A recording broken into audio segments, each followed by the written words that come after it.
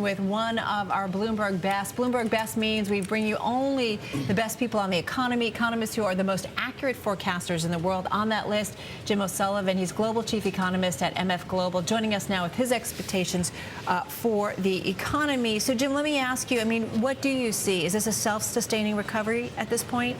Well, certainly it increasingly looks that way. The economy is clearly broadening out in terms of the strength of the recovery. It's not just a manufacturing pickup anymore when you look at the non-manufacturing number this morning. That's a strong sign. Absolutely. There have been a lot of doubts so far that the pickup that we've seen in manufacturing is temporary because it's the inventory cycle, because it's the effect of fiscal stimulus, and once that fades, that you're not going to be left with anything. But increasingly, the recovery is broadening out. And it's not just the non-manufacturing-ism, which was very encouraging this morning, but I would say the labor market numbers in general over the last couple of months have clearly shown a turn, and we've started to see positive job growth, which is very important. You know, it's hard to explain to anybody that the labor market's doing so much better. You're going to see a lot more jobs out of non-farm payrolls, but we're still going to see unemployment at like 9% at year end. Where do you see it? Well, of course, it does look like it's peaked, which is very encouraging. And you look back at the last two cycles, the unemployment rate didn't peak until 15 months and 19 months after the recession ended, whereas this time it looked like it peaked just 4 months after the recession ended. So increasingly, this looks like a more normal recovery. Now, that said, it was not a normal recession, and we're left with an unemployment rate which is almost 10%. Right now, it's 9.7. It was 10.1 in October. We've got it down to 9.4 at the end of the year, which is still high. But I think the key message for markets and for policymakers is that the direction from now is more down than up. You know, you use this normal, and we keep talking about a new normal. We hear that from PIMCO. I mean, Jim, can you have a normal recovery when you didn't have a normal recession?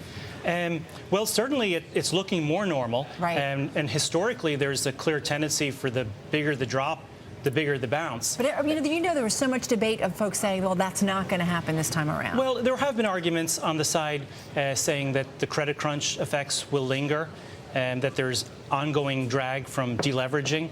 Certainly state and local budgets still have problems, and those are all very valid points. But in the other direction, you've had an incredible amount of policy stimulus, particularly monetary stimulus.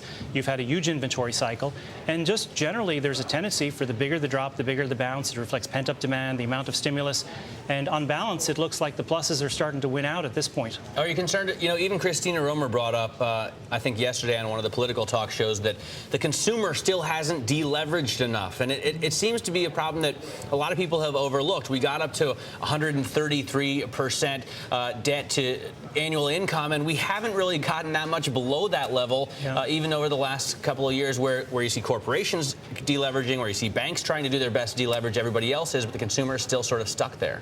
Well, I would say that spending levels have been cut enough at this point that you can actually have growth in consumer spending and ongoing deleveraging. In fact, that's what's been happening over the past year. Of course, we're going to get a consumer credit number later this week. The trend in consumer credit has been down over the past year, yet consumer spending has been growing. So ongoing deleveraging is not inconsistent with solid growth in consumer spending at this point, I would say, if the labor market continues to recover. I mean, do you expect this recovery then to really carry over into next year, or is that when the deficits start to really kick in and everybody starts to kind of deal with that, and the stimulus measures are no longer around to kind of help out? Well, the stimulus measures probably start fading fairly quickly in 2010, but in the meantime, it looks like that stimulus has helped jumpstart a full-fledged recovery, right, including positive job market.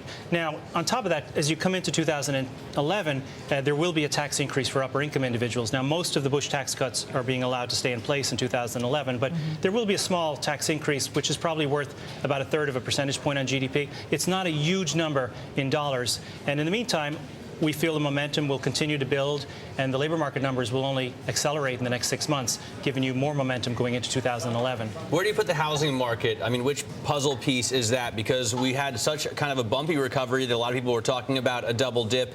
Now we get such encouraging news. Actually, 8.2% gain in the pending home sales is the largest since 2001, since October of 2001. Has it come back? Can you say that we're just going to see sort of a bumpy recovery, or are we still sort of scooting along the bottom? Well, it looks like the trend is more up than down. Now, there's been a lot of noise in the numbers because of the tax credit. The first round, of course, caused sales to jump and then come off again as you got payback. And perhaps what you saw this morning is the second round of the tax credit started to kick in, which could boost the next couple of months, and then you get some fading again.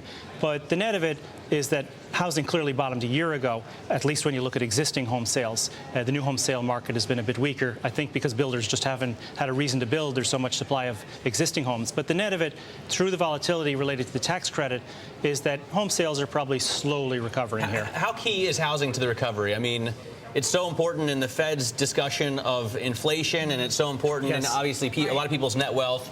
Well, new home building has dropped to less than 1% of GDP, whereas it was 4% of GDP at the peak. So it's much less important as a share of GDP.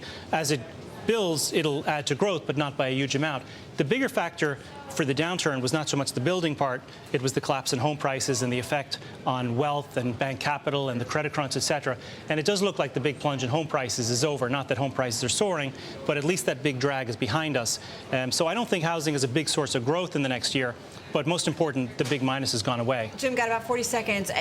Forgive me, but this sounds so easy. I mean, I understand we threw a lot of stimulus, but it seems so easy, this bounce back. I mean, what are the long implications or lasting implications coming off of this crisis? Because as you say, it wasn't a normal one. Yeah, well, it hasn't been that easy. I mean, it looks like the recession probably ended in June, so it took 8 months before we saw positive job numbers.